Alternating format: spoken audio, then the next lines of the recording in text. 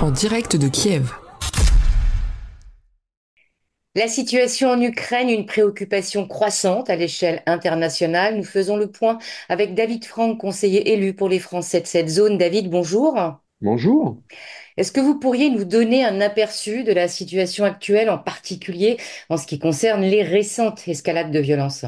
Alors, effectivement, ça fait 1000 jours que l'invasion à grande échelle a commencé, mais ça fait 3928 jours, pour être très précis.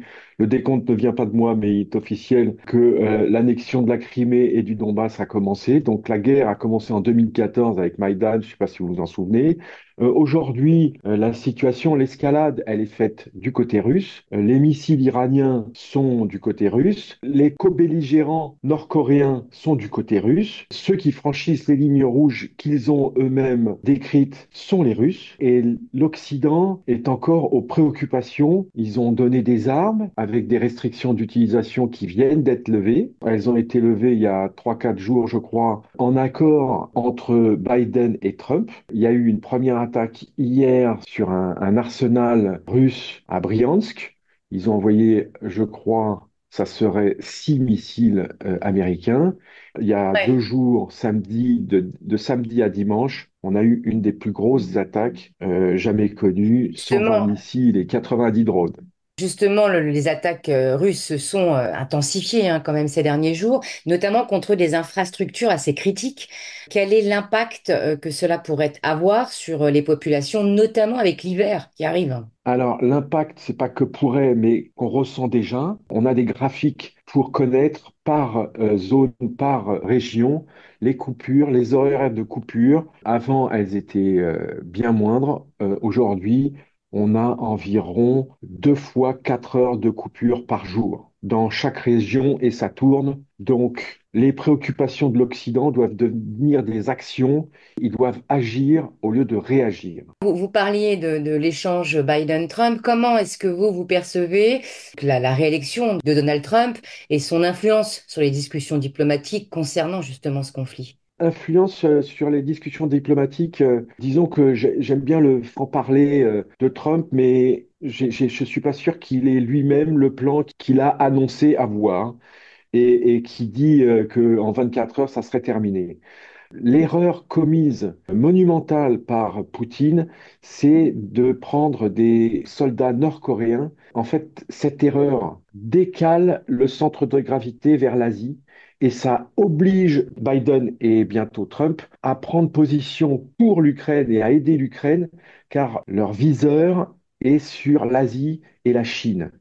Et si jamais les Nord-Coréens venaient à gagner, ça serait un très mauvais signal donné À la communauté aux... internationale. Exactement. Et donc, ils sont obligés de faire en sorte que, au moins, l'Ukraine ne perde pas.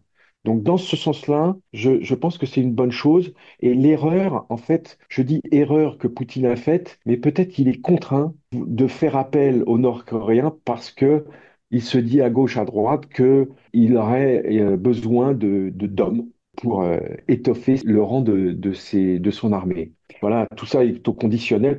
Alors, on va revenir sur la réalité des Français qui vivent en Ukraine aujourd'hui. Quel est leur état d'esprit face à cette situation? Les Français qui vivent ici sont un peu comme des Ukrainiens, ils sont intégrés, ce sont des gens qui ont une partie de leur famille. Il y a peu d'expatriés, mais beaucoup de migrants, on va dire, de gens binationaux ou de familles binationales.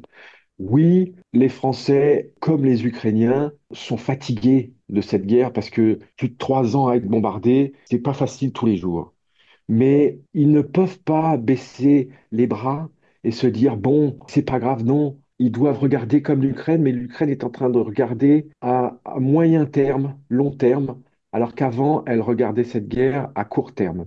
Et c'est pour ça qu'elle n'envisageait pas de lâcher des territoires. Aujourd'hui, elle se dit peut-être on pourrait laisser des territoires temporairement pour après les reprendre. De toute façon, les territoires pris sont des territoires minés, en ruine. Donc, faire tout pour récupérer ces territoires n'est pas une priorité. Économiser les ressources humaines est une priorité. Alors, vous me disiez, Euh, les Français sont dans un état d'esprit comme les Ukrainiens. Donc, est-ce qu'ils gardent l'espoir d'une issue favorable à ce conflit? Et quelles sont leurs attentes, en fait? Ils ont l'espoir d'une issue. Favorable ou non, on ne peut pas le dire, hein. Évidemment qu'on espère une issue favorable. La plus favorable serait de récupérer tous les territoires, y compris la Crimée. Et la moins favorable serait de ne rien récupérer. Mais la priorité des priorités est la garantie de la sécurité de l'Ukraine post-guerre. Et cette garantie ne peut pas être faite grâce à un accord international, à un morceau de papier. On se rappelle le mémorandum de Budapest sur lequel Vladimir Poutine s'est assis. Donc, il n'y a qu'une seule façon, enfin deux, de garantir la sécurité de l'Ukraine ou de ce qui restera de l'Ukraine post-guerre. C'est un, l'OTAN, ou deux, de donner des missiles nucléaires pour faire en sorte de dissuader un quelconque agresseur. Quel est justement votre avis sur l'efficacité du soutien de la France envers l'Ukraine et ses habitants en cette période de crise? La France est aux côtés de l'Ukraine, c'est indéniable. En revanche, il ne faut pas oublier que l'Ukraine, c'est le bouclier de l'Europe et le bouclier de l'OTAN. Et on ne défend pas un pays avec des promesses. La France a fait beaucoup de promesses. Les mirages, ils ne sont pas encore sur place. Le ministre de la Défense a annoncé pour le premier trimestre 2025 les premiers avions. Ça tarde. Évidemment que nous, on aimerait bien qu'il y ait un claquement de doigts et que les armes arrivent. En revanche, le temps de la préparation, des formations, etc., est un peu plus long que ce que nous, on voudrait. Mais on ne peut pas dire que la France n'aide pas l'Ukraine. Au contraire, la France est là, diplomatiquement, elle est à ses côtés, humanitairement, elle est là. Au niveau des armes, ça va. Maintenant, évidemment qu'on en voudrait plus. C'est pas comme les Allemands qui disent on n'envoie pas les missiles, les Français et les Anglais ont envoyé leurs missiles. Donc on peut être fier d'avoir un pays qui soutient des vraies valeurs comme la liberté et la démocratie. Justement, un pays qui soutient, lors du début du conflit, on se souvient, les autorités françaises et s'étaient retournées un peu vers vous en tant qu'élu local sur le terrain. Vous avez même promis de vous consulter régulièrement. Est-ce que vous pouvez nous dire si cette promesse, un, déjà a été tenue et comment cela se manifeste concrètement aujourd'hui? Oui et non, ça a été tenu. Oui, il y a une communication fluide avec le poste, avec le MAE. Ça, de ce côté-là, oui. Oui, nos ratés ont servi pour les rapatrier de pays comme le Niger ou le Burkina. Donc ça a servi. En revanche, le délai de carence pour la sécurité sociale avait été enlevé dès février 2022, mais il n'a pas été inscrit dans le marbre. Donc c'est au coup par coup. C'est un peu en ça que c'est un peu dommage. Maintenant, oui, les autorités ont compris que on était des bons relais, et qu'on connaissait bien notre communauté. On a un comité de sécurité qui va se tenir bientôt. On a des informations régulièrement.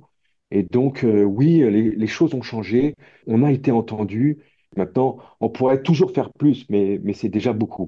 Donc, en plus de recevoir l'information effectivement de façon plus fluide, vous êtes aussi là pour faire remonter les informations de terrain et pour le coup, vous êtes écouté. Exactement. Est-ce que vous êtes optimiste sur l'avenir des Français en Ukraine dans ce contexte difficile? Très, très C'est-à-dire, optimiste. Pour les Français en Ukraine, le nombre de Français inscrits au poste croît. Donc, aussi singulier que cela puisse paraître, il y a plus de Français qui arrivent. On a une augmentation de plus de 50% depuis 2 ans. On est à environ 700 ou 750 inscrits. On était 500 juste après l'invasion à grande échelle. Donc oui, je suis optimiste. Je suis optimiste, mais pas que pour les Français. Je suis optimiste d'abord de naissance, de nature, et je suis optimiste pour l'Ukraine, parce qu'une issue, il y aura, une fois l'issue, la paix, quelle qu'elle soit, négociée, sera signée, les Français sont en bonne position pour revenir et reconstruire ce pays magnifique et être à leur côté. On a une bonne image. Les Ukrainiens ont une bonne image de nous. Heureusement que nous ne sommes pas les Allemands. Les Ukrainiens ont une mauvaise image des Allemands. Voilà, ça c'est rassurant. Ça laisse de l'optimisme pour le futur, pour la suite, oui. merci beaucoup pour conclure. Qu'est-ce que l'on peut faire aujourd'hui pour aider l'Ukraine? continuer à aider financièrement les associations humanitaires qui envoient des ambulances, du matériel, des générateurs. Voilà, continuer parce que c'est difficile financièrement pour ces associations et c'est important de les soutenir. Faire en sorte que on forme des soldats prêts à intervenir au cas où une limite soit franchie. Il faut absolument se mettre en tête qu'un conflit généralisé n'est pas à exclure. Donc, il faut anticiper et se préparer à tout. C'est la meilleure façon pour éviter le pire. Continuer à soutenir et aussi aider à ce que l'Ukraine et l'ukrainien soit une langue reconnue officiellement pour le bac, par exemple, et que l'Ukraine puisse rentrer dans l'Union européenne avec des réformes majeures, bien sûr, mais puisse rentrer dans l'Union européenne, car c'est un atout extraordinaire pour l'Union européenne que d'avoir ces Ukrainiens qui ont maintenant une expérience malheureuse de la guerre, mais utile en cas de conflit futur. Donc c'est une projection effectivement optimiste et sur l'avenir que vous nous proposez là. Oui, oui. Merci beaucoup d'avoir répondu à nos questions. Merci, à bientôt. À bientôt. Au revoir.